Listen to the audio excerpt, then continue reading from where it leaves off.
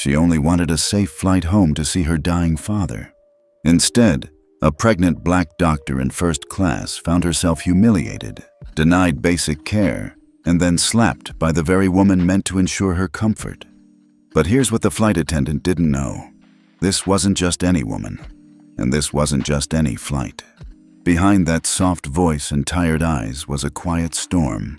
One call would unleash a reckoning 30,000 feet in the air and crash through corporate boardrooms on the ground. Because karma didn't need wings to fly, it was already seated in 1A.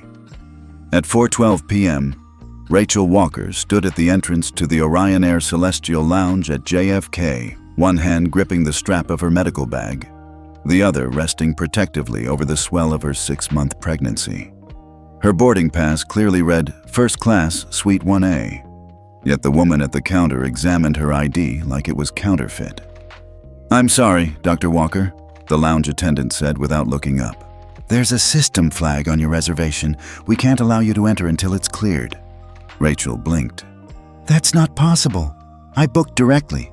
I even got a confirmation from your concierge service." "Ma'am, you'll need to step aside. We're on a tight boarding schedule." The word "ma'am" landed with a thud. Polite, clinical, dismissive. Rachel's jaw tightened as she moved aside, her heart beginning to thump faster. It was just a technical glitch, she told herself. She was a respected pediatric cardiologist, used to controlling chaos in operating rooms. This was nothing. But then came Deborah Hastings. Blonde, mid-50s, crisp uniform, posture like a steel rod. Her badge identified her as Purser, Flight 111. And her eyes scanned Rachel the same way she'd probably scanned uncooperative passengers for the past 2 decades, with immediate judgment. "You're the one causing the delay?" Deborah asked without preamble. Rachel lifted her chin. "There seems to be an issue with the system recognizing my ticket."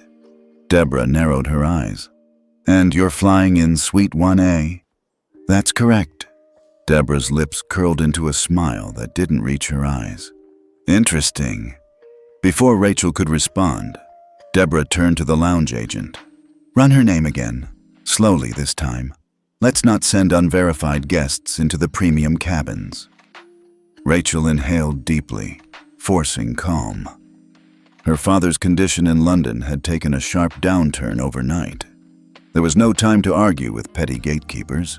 Still, her pulse pounded in her ears. As the agent began rechecking the system, Rachel leaned forward. "May I ask what the system flag says?" "It says, identity verification pending," the agent replied, almost apologetic now. "That makes no sense. I scanned my passport through your app 2 hours ago. I'm TSA pre-check, global entry. I've never had an issue." Deborah folded her arms. "Do you often fly with Orion? Dr. Walker, was it?" Rachel didn't answer. She didn't know this woman her flight history. She turned back to the agent. "Is there a supervisor available?" At that moment, a soft voice interrupted. "Excuse me, Dr. Walker?" Rachel turned. A young flight attendant stood nearby. Brown eyes, chestnut ponytail, neatly pressed uniform. Her name tag read Chloe Mason. She looked nervous, but sincere. "I overheard. I believe you're our priority passenger in 1A, yes? I can walk you through manually. We just had a back-end syncing issue with the new check-in system." Deborah's head snapped toward Chloe. "That's not protocol. She needs to wait until the system clears." Chloe didn't flinch. "Ms. Hastings, Captain Rollins gave me authorization to manually assist priority passengers after last week's system update. This qualifies." Deborah stared her down, but Chloe didn't waver. Rachel gave her a nod of quiet gratitude. "Thank you." With Chloe leading the way, they exited the lounge. As they walked, Rachel whispered, "I appreciate what you just did." Chloe gave a tight smile. "We get trained to serve passengers, not to intimidate them. I've seen too much of that lately." They arrived at the gate just as final boarding for Flight 111 was announced. Chloe guided Rachel through the separate jet bridge for first class. The hallway was bathed in warm light, and for the first time that day, Rachel exhaled deeply. The boarding attendant barely glanced at her pass this time. No red flags, no questions. Just a courteous, "Welcome aboard, Dr. Walker." Inside the aircraft, the scent of cedar and white tea lingered in the air. Soft, instrumental jazz played in the background. Chloe gestured to the front left suite. "Here we are, 1A." Rachel stepped in and let herself sink into the buttery leather seat. The cabin was hushed, a cocoon of serenity. Her body sighed in relief. Chloe leaned in. "Can I get you anything right away? Water? A warm towel?" Rachel smiled softly. "A bottle of water would be amazing. I'll be right back." As Chloe disappeared into the galley, Rachel reached down and gently rubbed her belly. Her baby kicked in response, a fluttering reassurance. The worst, she thought, was over, but she was wrong. From the aisle came the sharp clack of approaching heels. Rachel looked up. Deborah stood there, arms crossed, eyes colder than before. "You made it on," she said flatly. "I did," Rachel replied, voice even.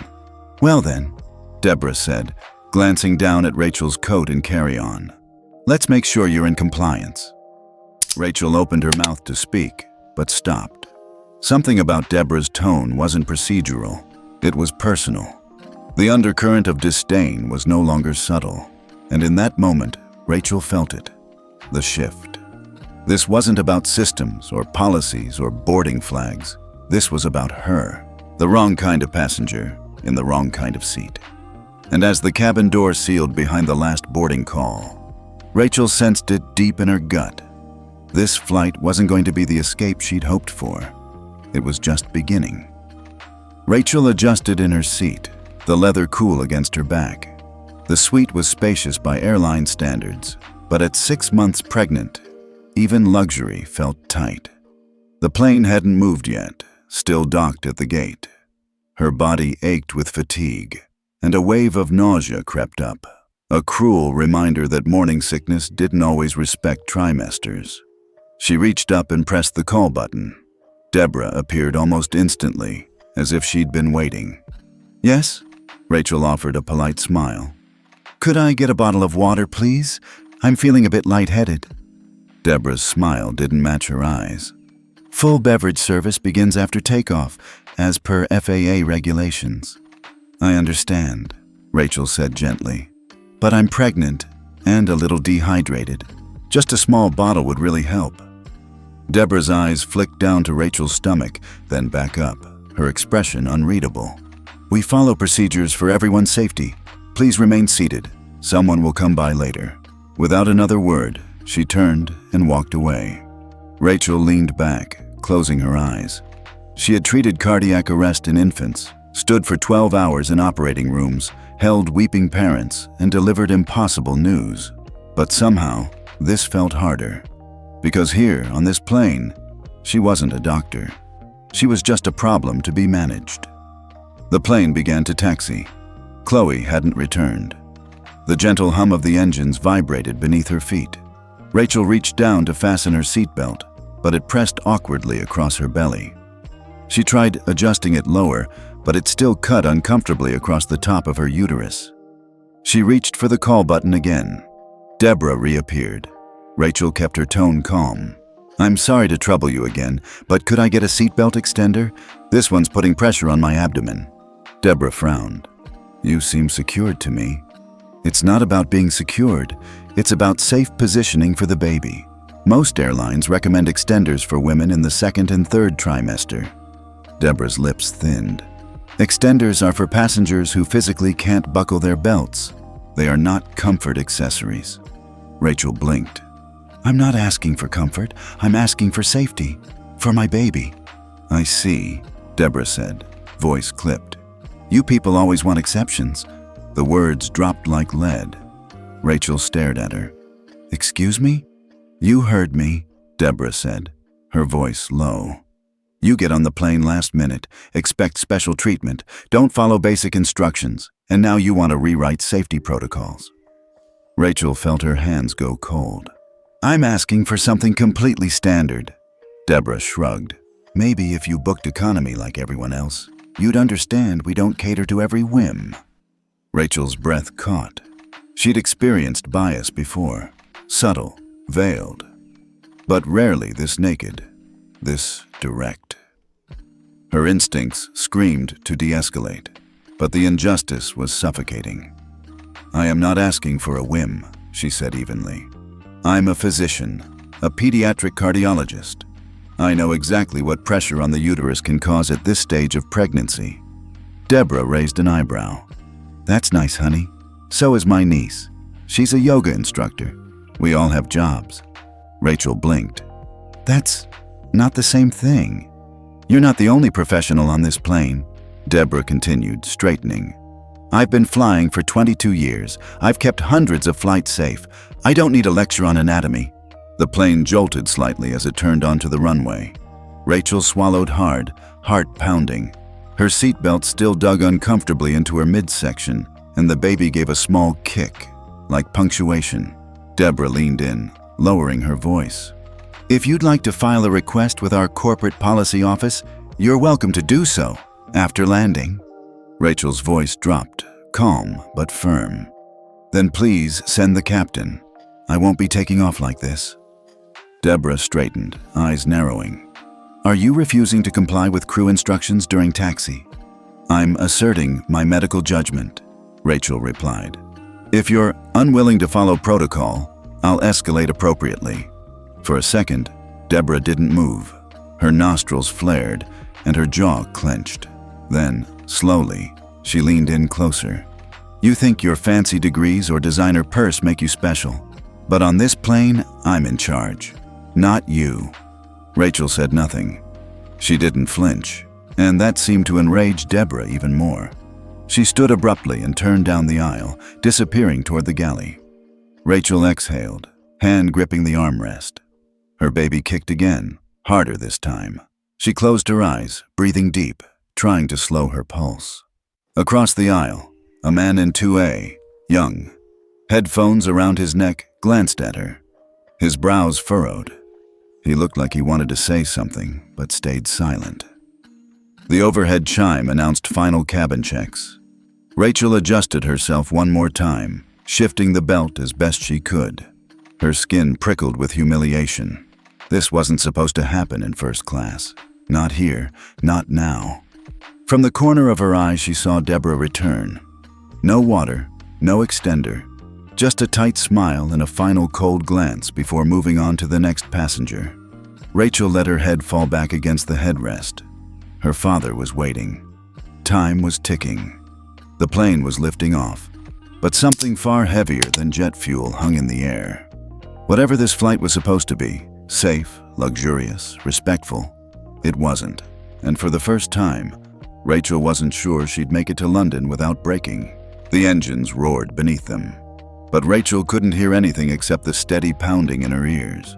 Her fingers trembled against the leather armrest. Her baby shifted uneasily beneath her ribs, and the belt across her stomach pressed like a warning. She reached for the call button again. This time, her patience had worn thin. Deborah was there before she could even speak. "I told you," the purser snapped. "We are not distributing extenders for preference. You are properly belted. The plane is moving." Rachel kept her voice low, but firm. "You are compromising the safety of a pregnant passenger, and your refusal violates FAA-advised maternity protocol. I'm asking one last time for a belt extender or a call to the captain." Deborah's face flushed. "You're refusing to comply with my directions. That is a federal offense during active taxi. I could have you removed from this aircraft right now." Rachel exhaled through her nose. "I am not refusing to comply. I'm insisting on safe accommodation. If you won't help me, I'll stand until I can be safely secured." And with that, she slowly pushed herself upward from her seat.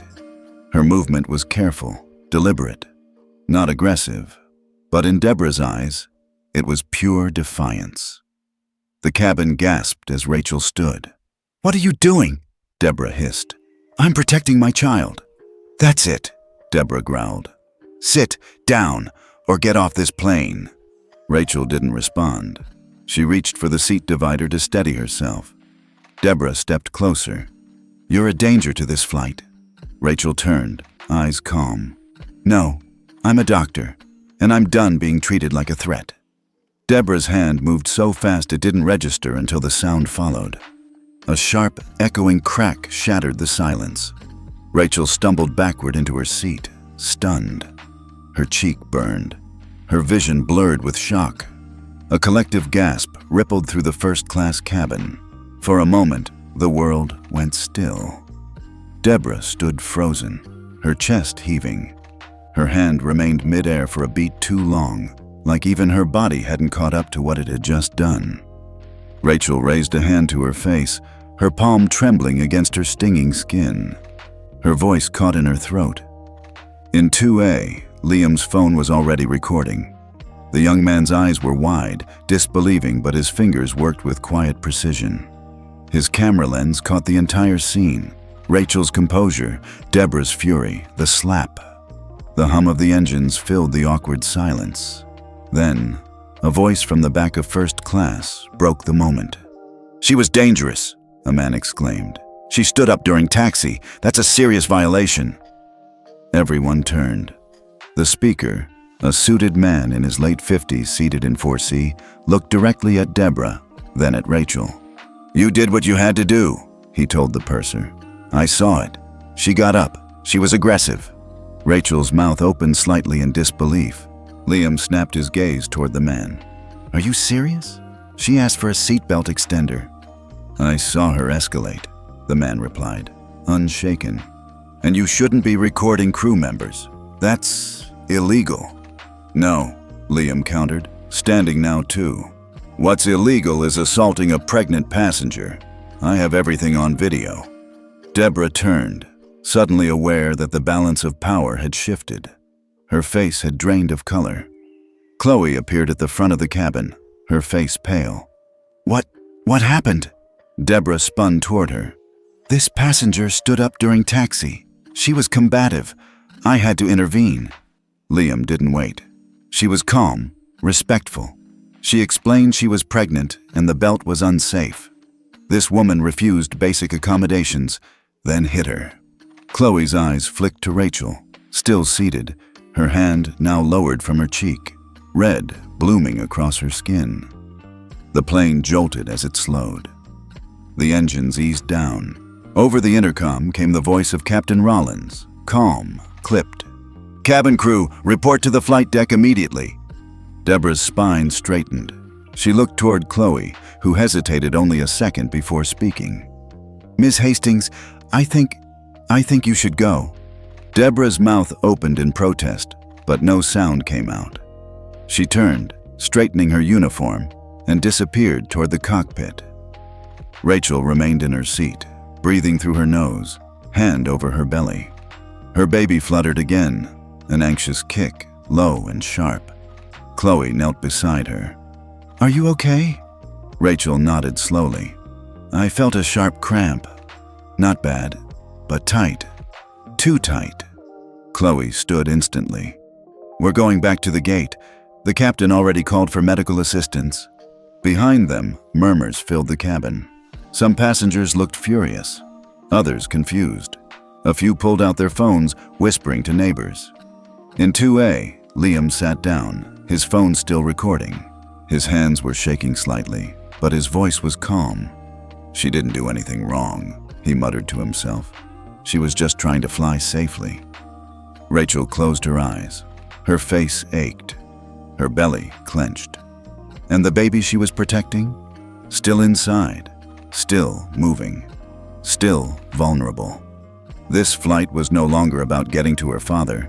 It was about making it out in one piece. The aircraft slowed as it veered from the taxiway, wheels humming with a tension that matched every nerve in Rachel's body.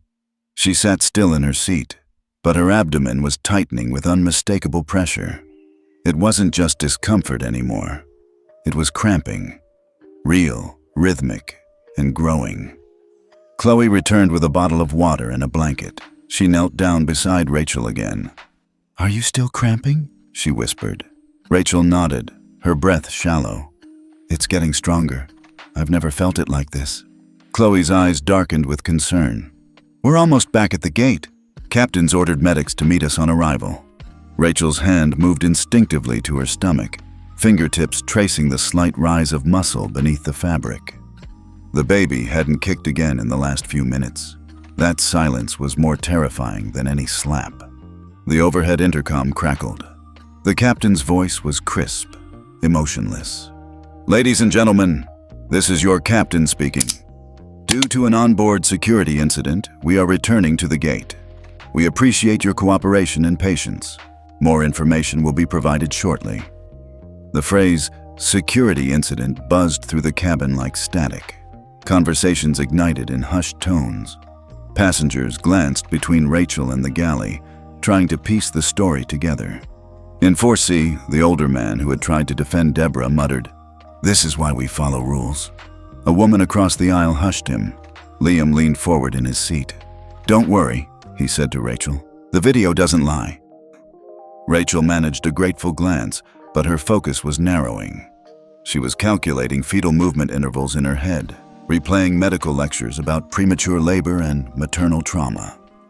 When the wheels finally kissed the gate's rubber stoppers, there was no applause, just an electric hum of anxiety. 2 Port Authority officers were waiting when the cabin door opened. A female officer with a calm face and a firm stance stepped on board first. She whispered something to the captain and then turned toward the cabin. "Dr. Walker?" she asked. Rachel blinked. "Yes. We've been requested to escort you safely off the aircraft and into medical care. Paramedics are already on the jet bridge." Rachel hesitated. I don't want to leave without knowing what's happening. We'll brief you fully, I promise. But first, we need to make sure you and your baby are okay." Chloe helped her up gently. Rachel winced, another cramp stabbing through her lower abdomen. As they reached the cabin door, the hallway to the jet bridge swam in sterile light. Outside, 2 EMTs waited with a stretcher, though Rachel insisted on walking. "I just need a place to sit and breathe," she murmured. One of the medics nodded. "We'll get you to the lounge. Quiet space. Vitals first, then we'll transfer to Lenox Hill if needed." They moved down the corridor, but instead of the direct path to the ambulance bay, they turned left, back toward the Celestial Lounge. Rachel paused. "Why are we going this way?" The lead medic, a tall man with kind eyes, gestured ahead. "Orion's lounge is empty right now. Quieter, cleaner. We've got a setup there while we wait for your OB consult."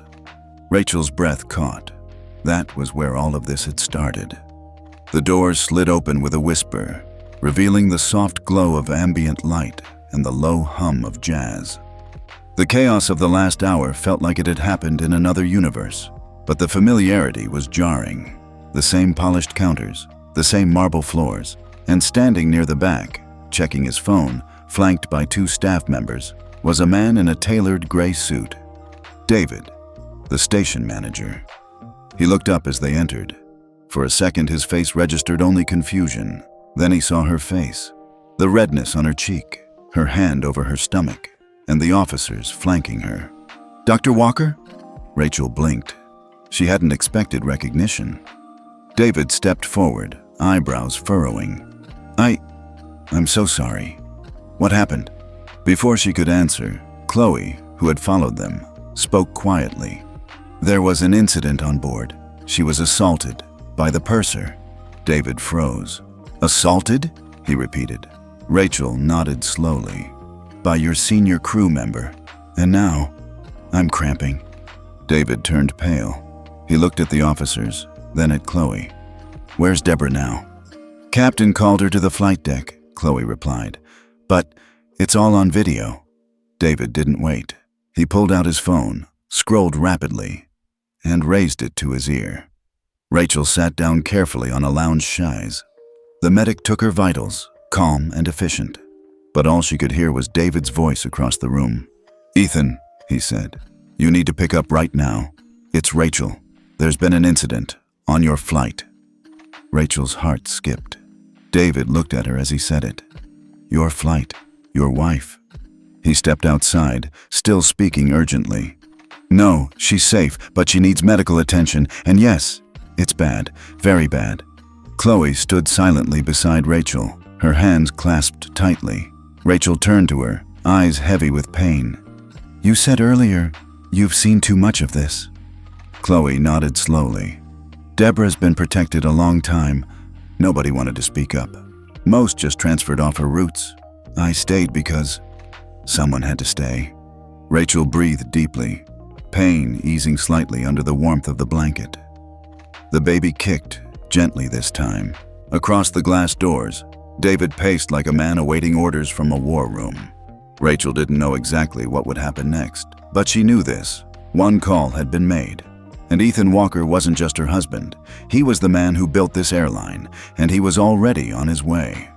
The conference room at the Four Seasons San Francisco was a masterpiece of luxury and control. Glass walls overlooked the skyline, and the air hummed with the quiet intensity of power brokers in suits discussing billions in play. At the head of the table sat Ethan Walker, calm, composed, commanding. He'd just delivered a flawless breakdown of Orion Air's Q3 metrics, hands gesturing over sleek charts projected onto the crystal-clear screen behind him. Investors leaned forward. The energy was right. A major international partnership was within grasp. Until his phone buzzed. Ethan glanced down, just for a second. David Rivera, Station MGR JFK. Urgent. Rachel. Incident on board Orion 111. She's safe but shaken. Medical staff involved. Deborah Hastings is the crew member. It's bad. He froze. The words hit him like a freight train. His eyes didn't move from the screen, but every muscle in his body tightened. "Excuse me," he said, voice flat, neutral. He stood, adjusting his suit jacket with precise care. "You'll have to continue without me. A family emergency has come up." The room shifted in confusion, but no one dared object. Ethan's presence commanded respect, even in absence. As he stepped out into the hallway, his entire demeanor changed. The practiced calm evaporated, replaced by an icy, hyper-focused rage. He didn't call his assistant. He didn't call his driver. He called Jessica Alvarez. The phone barely rang once. "Jessica, how fast can you get into the secure legal server?"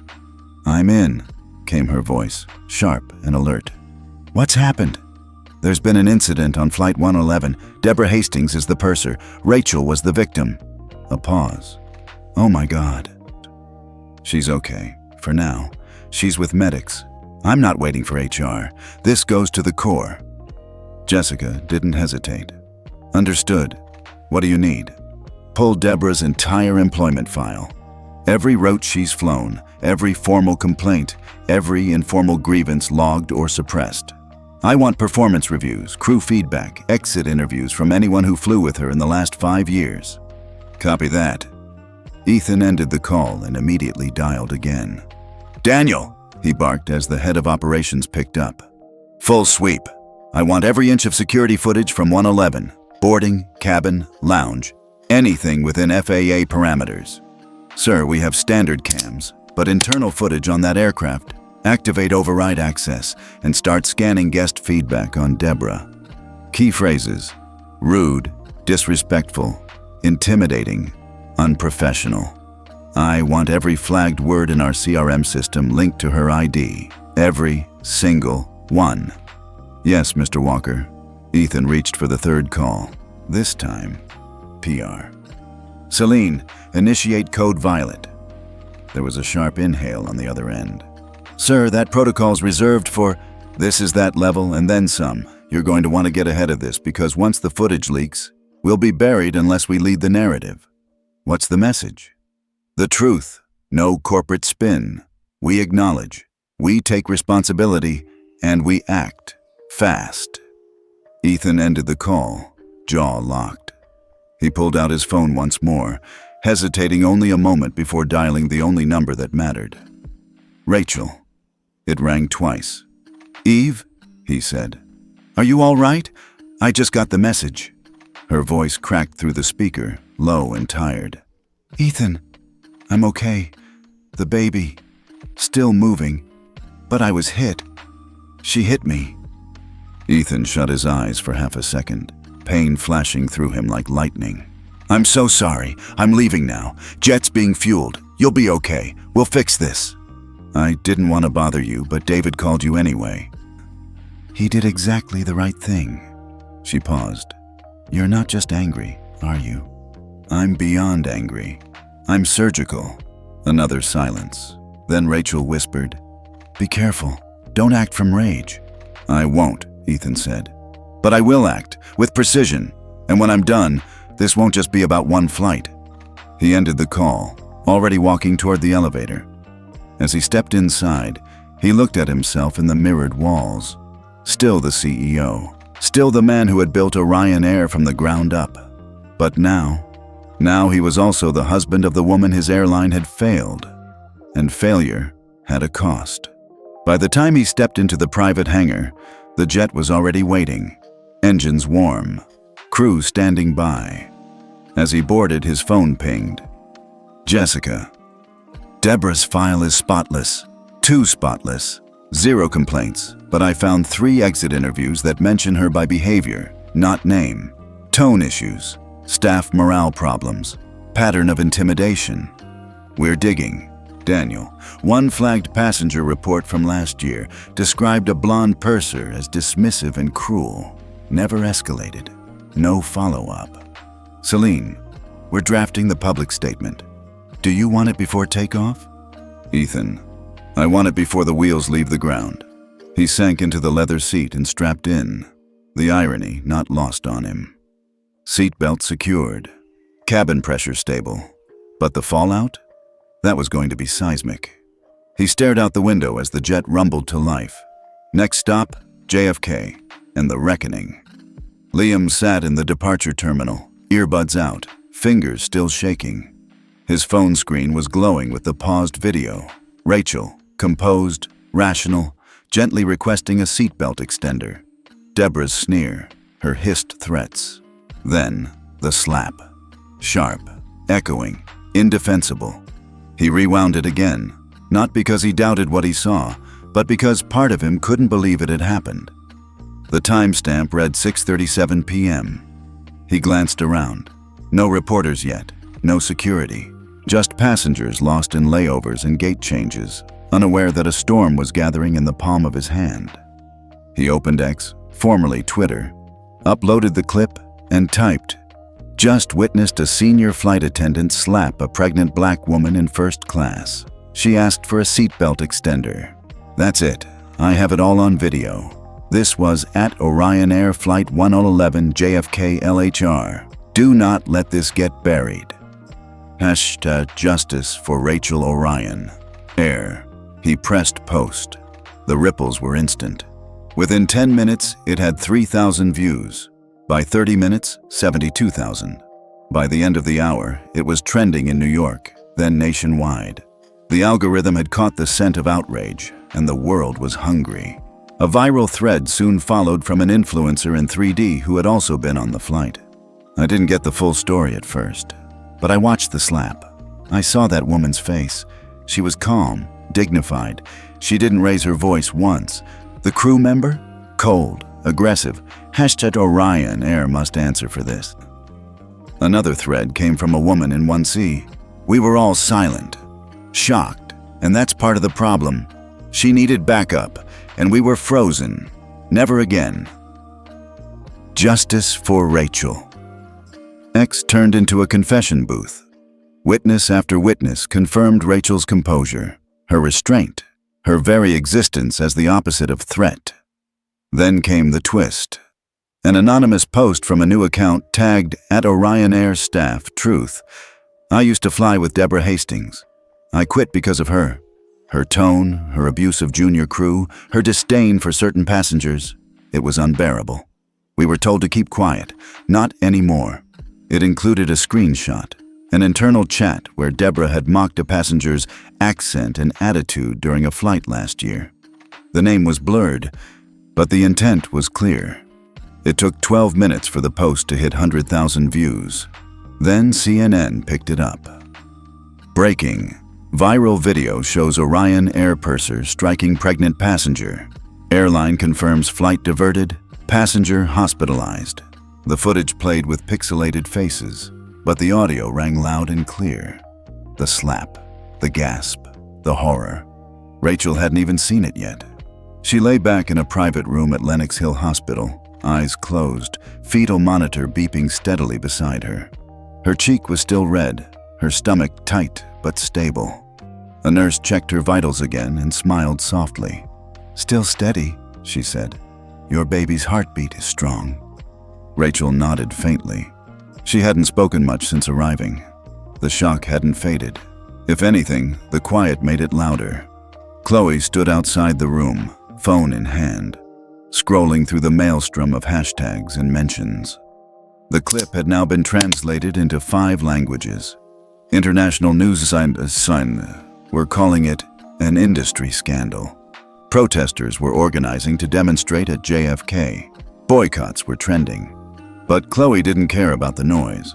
She was staring at one thread in particular, the confession from the former crew member. Her thumb hovered over the screen. Then she tapped open her notes app and began typing. "To whom it may concern, my name is Chloe Mason. I am a flight attendant with Orion Air. I was on board Flight 111 and witnessed the incident involving purser Deborah Hastings and passenger Dr. Rachel Walker. I can confirm Dr. Walker did not violate protocol. She requested reasonable accommodations and was denied, ridiculed, and ultimately assaulted. I am willing to provide a full statement. Sincerely, Chloe Mason." Her finger hovered over the send button. A single tap, and her entire future could change. She thought about the quiet threats, the whispered warnings about Deborah, the way people were moved off her flights, not because she was right, but because no one wanted to deal with her. She thought about Rachel, the way she hadn't shouted, hadn't retaliated, had only tried to protect herself and her child. Then Chloe tapped send. Her message landed in the inbox of Jessica Alvarez, General Counsel for Orion Air. Less than 5 minutes later, she received a reply. "Chloe, thank you. We will protect your anonymity if requested, but your statement is invaluable. You are doing the right thing. Jessica Alvarez." Chloe exhaled for the first time in hours. She looked through the glass into Rachel's room, and she knew silence was no longer an option. Not for her. Not for anyone. Deborah Hastings walked through the marble-tiled corridors of Orion Air's JFK Operations Center with the confidence of someone who'd done this 100 times. Her heels clicked with precision. Her uniform was crisp, scarf knotted to regulation. She held her chin high despite the mess of the previous night. It had been a long one. After being pulled off the flight, she'd been placed on immediate administrative leave pending review, standard protocol. Union representation secured. Statement prepared. Script rehearsed. She had spent the night spinning a tight, practiced narrative. Passenger became aggressive, refused to stay seated, demanded special treatment. She stood during taxi, violated FAA policy. Deborah had leaned in to de-escalate. The contact, unfortunate, unintentional, a misunderstood gesture in a high-stress moment. 22 years of spotless service, and one oversensitive passenger was trying to ruin her career. She rolled her shoulders back and stepped into the elevator. By the time it opened on the 34th floor, she was fully in character. Wronged employee, calm under pressure, professional to the last. The receptionist barely met her eyes. "You're expected," she said, pressing a button on the phone. "Deborah Hastings here for the interview," Deborah announced, projecting her voice as if the room were full of allies. "Please proceed to conference room 1, the woman said. That was odd. Interviews were typically held in smaller HR interview spaces. Conference room 1 was larger, formal, intimidating. But Deborah didn't hesitate. She smoothed the hem of her blazer and walked forward, heels echoing like a gavel. She reached the frosted glass doors and pulled them open. Her confidence evaporated the moment she stepped inside. This wasn't an interview. This was a tribunal. The room was cavernous, long mahogany tables stretching toward floor-to-ceiling windows that framed the tarmac outside. At the far end sat 4 people: Jessica Alvarez, legal counsel; Daniel Chen, head of HR; Celine Miles, public affairs. And at the head of the table, flanked by silence itself, sat Ethan Walker, the CEO, her CEO. His face was unreadable, expression smooth, almost serene, but his eyes? Piercing, focused, lethal. Deborah froze in the doorway. "Please," Ethan said. His voice was calm, even pleasant. "Have a seat." The chair at the far end was positioned deliberately, alone, exposed. She walked toward it on legs that suddenly didn't feel steady. She sat down slowly, placing her hands on her knees, then clasping them tightly to stop the tremble. "I was told this was a debrief," she said, forcing a polite smile. "I have my union rep on standby." "This is a fact-finding session," Jessica said coolly, "not a disciplinary hearing. You'll be given full opportunity to respond. But given the severity of the allegations and the presence of certain evidence, we felt this room was more appropriate." Deborah's eyes flicked to the screen mounted on the wall. It was blank. For now. "Ms. Hastings," Ethan began, his voice still soft. "You've been with Orion for 22 years. Is that correct?" "Yes, sir." "And you've served on over 3,000 flights?" "Yes." "Have you ever had a passenger complaint filed against you?" "No," she said quickly. "Never formally." "And how many of those passengers were pregnant women of color?" he asked. She blinked. I don't know. That data isn't something I track." "No, but your behavior toward one is something we're now all tracking," Ethan replied. Deborah stiffened. "Mr. Walker, with all due respect, I followed protocol." She stood during taxi. "That is a violation of FAA safety standards." "You didn't answer her request for a seatbelt extender," Daniel interjected. "I assessed she didn't require one." "You're not qualified to make that medical judgment," Jessica said. Deborah pressed her lips together. "I've been trained to make calls in the interest of safety. I have the authority to manage my cabin." "And you chose," Ethan said, his voice now quieter, "to manage that situation with a slap?" Her breath caught. "It wasn't a slap," she said quickly. "It was a defensive movement." She was rising from her seat. I leaned in, my hand was raised, and there was contact. "You weren't defending, you were escalating," Celine said. "Multiple passengers said your tone was aggressive from the beginning." "She was confrontational." Ethan stood. The sudden movement stopped everything. He walked to the end of the table, pressed a button on the console, and the wall screen came to life. A security feed. Grainy, but clear. Rachel in 1A, calm, speaking. Deborah looming, pointing, getting louder. Rachel standing slowly, carefully, hand over belly. Then, the swing, the slap. The room fell silent except for the replayed gasp of the cabin. Deborah's eyes welled. "That angle, there's no sound." "We have that too," Ethan said. He pressed play on the second video. Liam's recording. Crisp, audible. Rachel. "I'm asking for safety." Deborah. "You people always want exceptions." Rachel.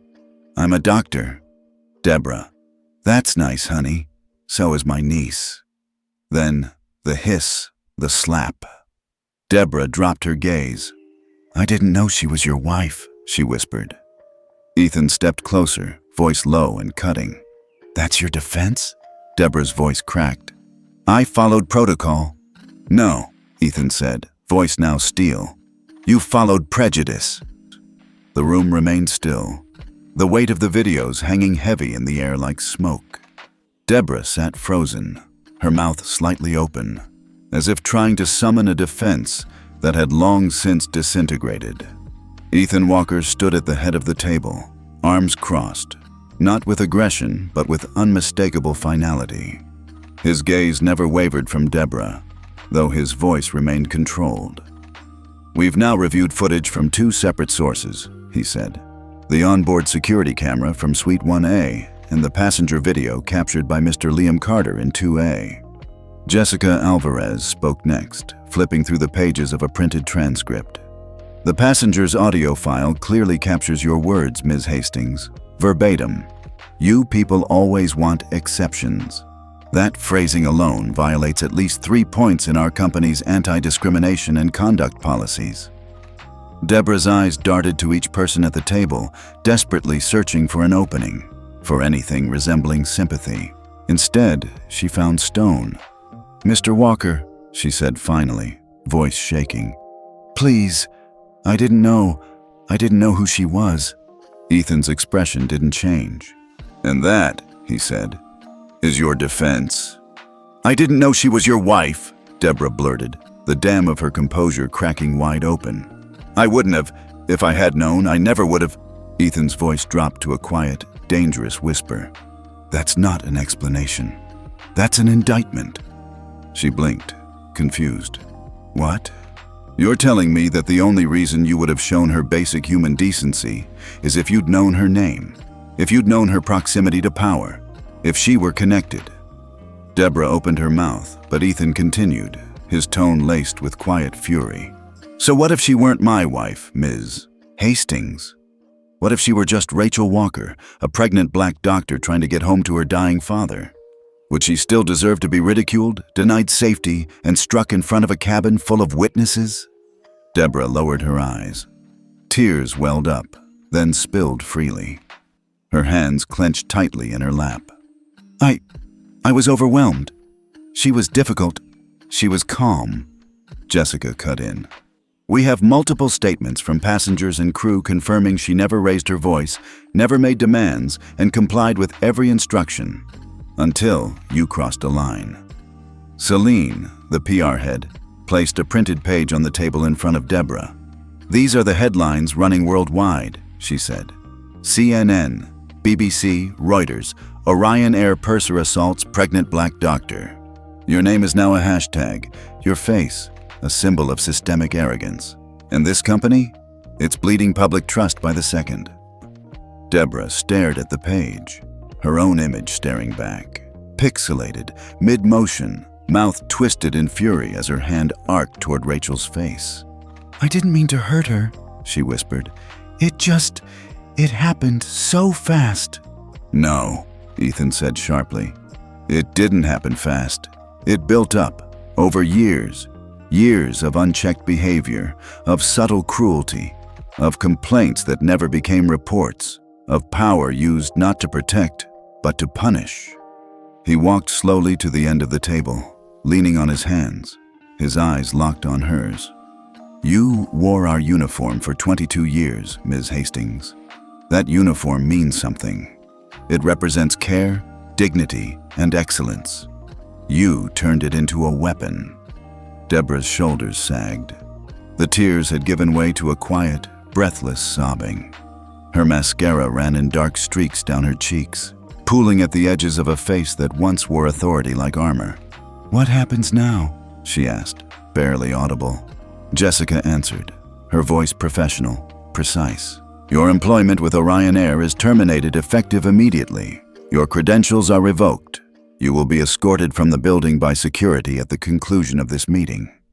Deborah nodded weakly. "And," Jessica added, "you should also know that our legal team is cooperating fully with the district attorney's office. A criminal investigation into the assault has already been opened." Deborah's head shot up. "Criminal? You struck a pregnant passenger in the presence of witnesses and cameras," Daniel Chen, the head of HR, said grimly. "This is not a labor dispute. This is battery." A beat of silence followed. Then Ethan spoke once more. "This could have been avoided," he said softly. "Had you shown the smallest amount of empathy, had you paused for 1 second to listen." I just thought she was trying to get special treatment," Deborah said, hollow now. "People do that. All the time." "People," Ethan repeated. "Say that word again, slowly." She didn't. He straightened, smoothing the edge of his suit. "Security is waiting outside," Jessica said. "We'll give you a moment." Deborah stood slowly. Her knees buckled slightly, but she caught herself. No one moved to help. She looked one last time at the screen behind them, frozen on the frame of her hand mid-swing. Then she walked out, shoulders hunched, heels dragging. The door closed behind her with a quiet, echoing thud. No one spoke, not for a long time. Then Ethan turned to his team. "This doesn't end here," he said. "We cut out the tumor. Now we treat the disease." The press conference was set for noon, but by 11:23 a.m., the Orion Air headquarters atrium was packed. Reporters from every major network had descended on the downtown Austin skyscraper, cameras lined up like artillery. The backdrop was stark, Orion's silver and blue logo against a white canvas, flanked by the flags of the United States and the FAA. Celine Miles stood just off stage, headset in one ear, eyes locked on her team. She had worked through the night with PR analysts, legal counsel, and crisis managers. This wasn't just another corporate apology. It was war. Her final email to all comm staff had been clear. Under no circumstances will anyone use the terms incident, allegation, or alleged misconduct. Replace with assault, failure, and apology. We own it. We do not spin it. The air in the room buzzed with anticipation. Live feeds were already rolling. Headlines on every major site ran in sync. Orion Air CEO to address viral assault scandal. Had justice for Rachel goes global. Will this be the end for Orion? At exactly 12:00 p.m., Ethan Walker stepped onto the platform. No tie, sleeves rolled up, no teleprompter. He walked directly to the podium and looked out into the sea of lenses and expectant eyes. "My name is Ethan Walker," he began, voice steady. "I am the CEO and founder of Orion Air. I come before you today not to manage this crisis, but to accept responsibility for it."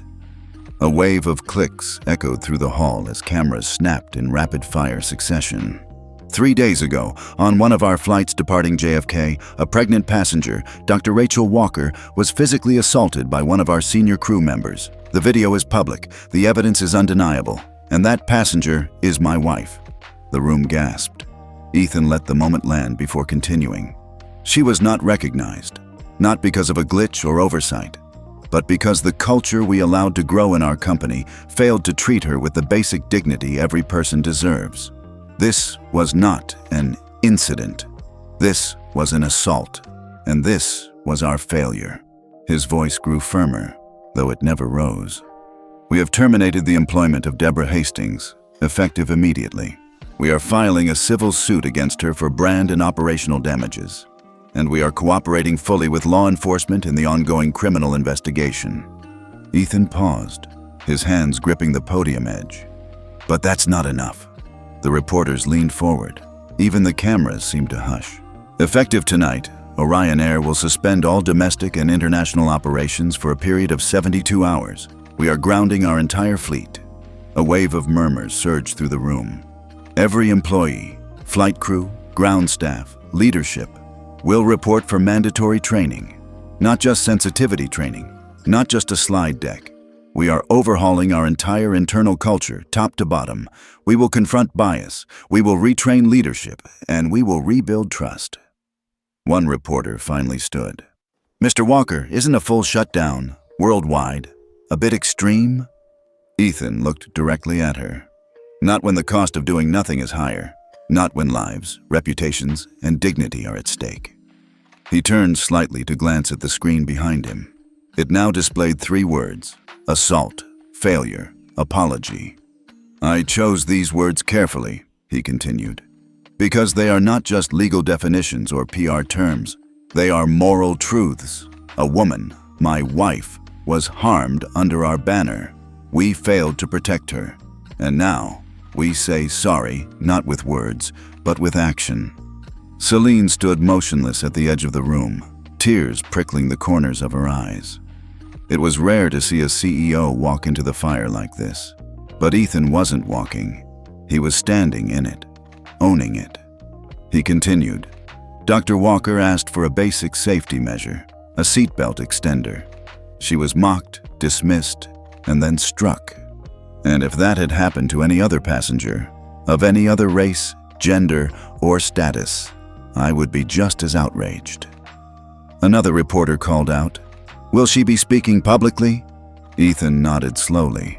In time, but for now, her priority is rest and recovery. And mine is to ensure that what happened to her never happens to anyone else. He stepped back from the podium and glanced at the press kit on the table nearby. Dozens of folders, each with the new policy reforms, training mandates, and copies of the internal memos already sent to Orion's 22,000 employees. Before turning to leave, he looked once more into the cameras. "We're not going to fix this in a day, but we will fix it, because if we don't deserve to fly." He walked off stage in silence. No applause, just the sound of accountability echoing louder than any headline. The email came just after 3:00 p.m. with the subject line, "Urgent, media appearance request." Chloe stared at it, unread, for a full minute. She was in her studio apartment, a tiny fourth-floor walk-up in Queens, still wearing her Orion Air uniform pants, though the blouse had been tossed across the back of a chair. She hadn't slept in 27 hours. When she finally opened the message, her breath caught. "Chloe, we're receiving dozens of interview requests, and your name has come up repeatedly in coverage as a credible, heroic witness. Ethan would like to formally invite you to represent Orion in the upcoming CNN Town Hall segment on airline bias and reform. You would not be speaking on behalf of the company in legal terms, but as a voice of integrity. Let us know, ASAP. Celine Miles, VP, Communications." She sat back in her chair, heart pounding. The very idea of going on national television, her face, her voice, her story, terrified her. But something deeper tugged at her. She remembered Rachel's face, not just the slap, but what came before it. The dignity, the restraint, the grace under humiliation. Chloe took a deep breath and typed a short reply. "I'll do it." The CNN set was sleek, dimly lit with a backdrop of skyline and motion graphics labeled, "Beyond the Seat, Systemic Bias in the Skies." Chloe sat beside two other panelists, a diversity expert and a former flight attendant who'd spoken anonymously in the first viral thread. Cameras rolled. Red lights blinked. The host turned to her. "Chloe, you were on Flight 111. You witnessed the entire interaction. What compelled you to come forward?" Chloe folded her hands in her lap. "I didn't plan to," she admitted. "But then I watched the clip, and I saw how calm Dr. Walker was. I saw how easily the narrative could have shifted if no one had spoken up." The host nodded. "You've since been praised as a whistleblower. Some are calling you the new face of ethical aviation. How does that feel?" Chloe blinked. "I didn't do it for praise. I did it because silence is a kind of violence. And because, if I'm honest, I've been where she was." The host tilted his head. "Can you elaborate?" Chloe inhaled slowly. "I'm biracial. Grew up in Chicago. First in my family to go to college. I've been told to smile more by supervisors. Been mistaken for a baggage handler while in uniform. Been talked down to by passengers who assumed I didn't understand English because my last name is Mason, but my dad's name is Alvarez." She let that hang for a second. Rachel didn't just need protection because she was pregnant. She needed it because she was invisible to the system, until the system got caught. The room was quiet. Then the host asked, "What do you hope comes from all this?" Chloe didn't hesitate. "I hope airlines stop acting like diversity is a badge and start treating it like a responsibility. I hope crew members start calling each other out when they see disrespect. I hope passengers realize we're all human beings, not titles or ticket numbers." Applause broke out from the in-studio audience. Later that night, Chloe got a second message, this time from Ethan himself. "Chloe, you spoke with honor. Rachel would like to see you, if you're willing. She's still at Lenox Hill. Let me know and I'll arrange everything." Ethan Chloe replied immediately, "Of course, I'd be honored." The hospital room was quiet, bathed in late afternoon light. The monitors blinked rhythmically beside Rachel's bed, soft beeping a constant reminder of life. She sat propped up, a blanket across her lap, a small smile on her face as Chloe entered. "Hi," Rachel said softly. Chloe smiled back. "Hi." For a moment, they just looked at each other. No cameras, no press. Just two women, finally face to face. "Thank you," Rachel said, voice thick with emotion, "for not looking away, for speaking up. I have been in that seat before, too many times, and no one said anything." Chloe sat in the chair beside her. "You didn't deserve that. Not as a passenger, not as a person, and not as a woman." Rachel chuckled softly. "You'd be surprised how often those three don't overlap." They both laughed. A light, fragile sound. Then Chloe said, "Can I tell you something I've never told anyone in uniform?" Rachel nodded. "There was a passenger once, months ago. He called me the diversity hire. Say, right to my face. I reported it. My supervisor said, 'Don't take it personally. Some people are old-fashioned.'" Rachel's eyes narrowed. "That's not old-fashioned. That's bigotry wrapped in nostalgia." "Exactly," Chloe said. "And I thought, if I speak up again, I'll get labeled too sensitive, a liability. So I didn't. Until now." Chloe nodded. Rachel reached out, hand resting gently on Chloe's. "I'm glad you did."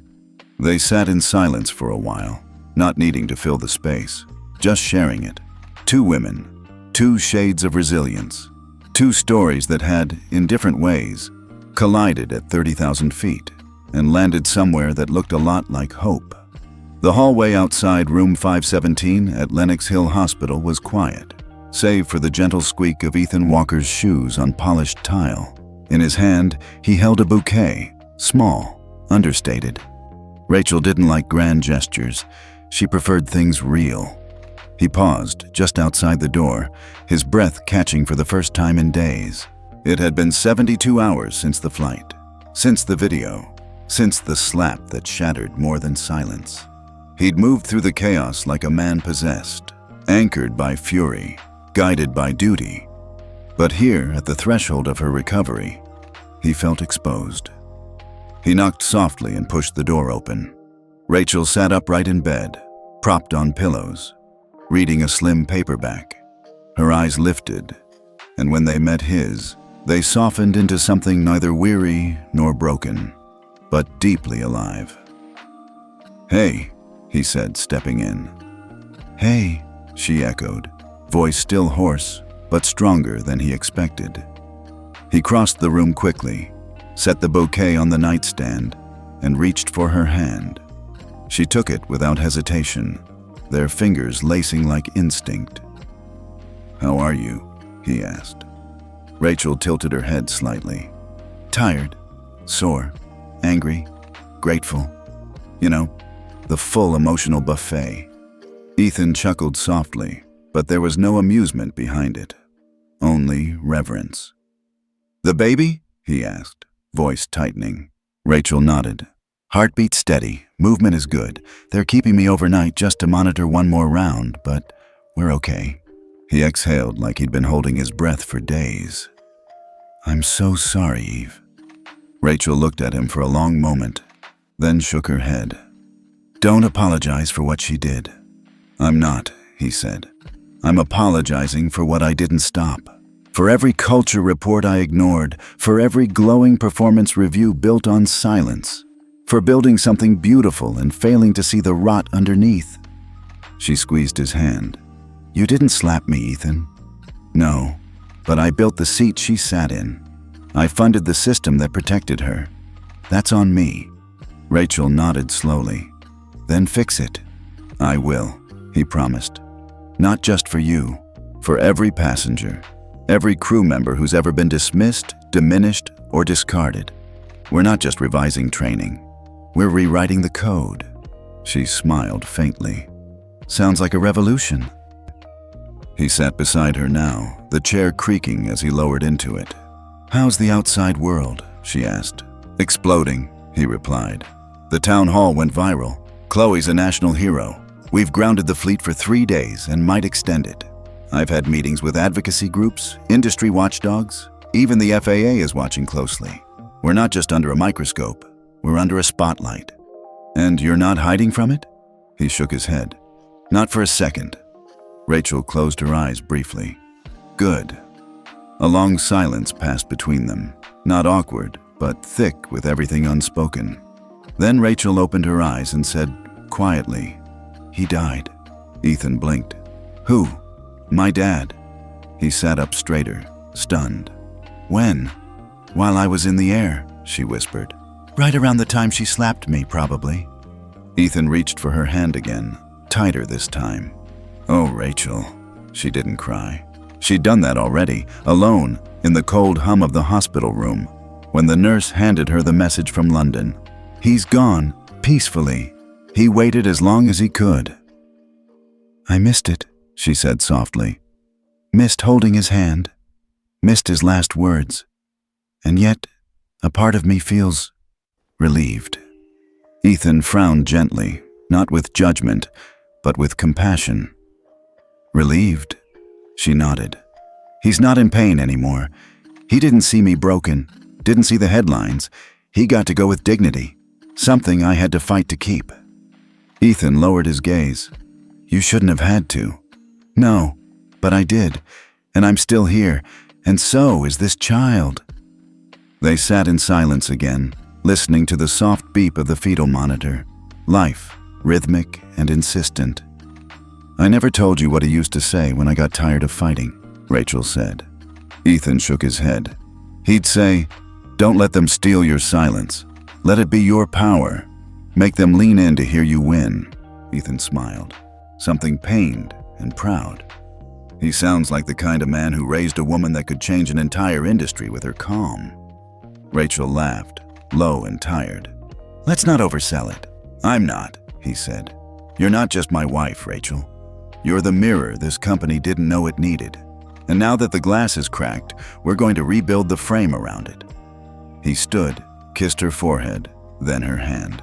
"I have to go prepare for the board meeting, but I'll be back tonight, with soup." "From that little Korean place?" "The only one." As he turned to leave, she called out softly, "Ethan?" He paused. "Thank you, for being louder than me when I couldn't be." He met her eyes. "Only because you taught me how." And with that, he stepped out, leaving the door slightly ajar, not out of negligence, but as a promise. Some silences weren't meant to be broken. They were meant to be shared. 6 months later, the ballroom of the Intercontinental Hotel in Washington, D.C. was filled with more than just executives and press. Teachers, flight attendants, civil rights leaders, students, survivors of silence. They were all there for the same reason: the launch of the Rachel Walker Initiative. The lights dimmed slightly as the stage lit up. A banner stretched across the back wall in simple navy and gold. "Dignity in flight, equality in service." Below it, a logo, Orion Air's familiar emblem, but newly joined by a laurel-shaped design of interlocking hands. It wasn't just branding, it was a message. This airline didn't just fly above. It had learned to listen below. Chloe stood near the edge of the stage, fingers clasped, microphone in hand. Her once nervous posture had matured into something steady, resilient. She had been promoted to lead the new Office of Ethical Training and Equity Compliance, a role that didn't exist before Flight 111. Now it did, and she was the one shaping it. She smiled as she addressed the crowd. "When I joined Orion Air, I thought I was just learning how to pour coffee at 30,000 feet. I didn't know I'd be asked to lead a movement. But here we are." Laughter bubbled gently from the audience, but it was reverent. She continued, "The Rachel Walker Initiative isn't about fixing one person or one moment. It's about facing what's been ignored. It's about choosing courage over comfort. And it's about creating an aviation culture where no one, no matter their color, size, age, accent, or condition, has to ask for dignity. It's given." Applause rose, long and sustained. From his front row seat, Ethan Walker stood, stepped onto the stage, and gently hugged Chloe before taking the mic. He looked around the room and took a breath. "I used to think leadership meant protecting the company," he began. Now I know it means protecting its people." He paused, his voice low and deliberate. "When Dr. Rachel Walker, my wife, boarded Flight 111, she wasn't looking for special treatment. She was asking for basic safety, basic respect. She got a slap instead. There was no need to dramatize. The room already knew. That slap," he continued, "wasn't just one woman's hand. It was the weight of a culture we let fester, a failure we allowed to fly again and again. And we didn't just hurt her, we hurt trust itself." He stepped back for a moment, letting silence do what words could not. "That's why this initiative exists. Not to point fingers, but to build frameworks. Not just to fire the guilty, but to train the willing. Because justice," he said, eyes scanning the room, "isn't just a termination, it's transformation." The crowd stood and applauded, louder this time. Not out of protocol, but purpose. Ethan nodded toward the edge of the stage, and the spotlight shifted. Rachel Walker emerged. She wore a deep blue dress and low heels. Her steps were deliberate but strong. Her presence alone quieted the room. She didn't stand at the podium. She simply stepped forward, took the mic from Ethan, and looked directly into the sea of faces before her. "For weeks after it happened," she began, "I couldn't watch the video. Not because I didn't want to relive it, but because I didn't want to become it." A murmur ran through the room. "I didn't want to be reduced to a moment, a victim, a clip. I wanted to be more than what was done to me." She glanced toward Chloe, who nodded silently. And I realized I wasn't alone. The woman who helped me off that plane, she wasn't just a flight attendant. She was a truth teller. The young man who recorded the video, he wasn't just a student. He was a witness. From the side of the room, Liam Carter, now a first-year journalism student at NYU, looked down shyly.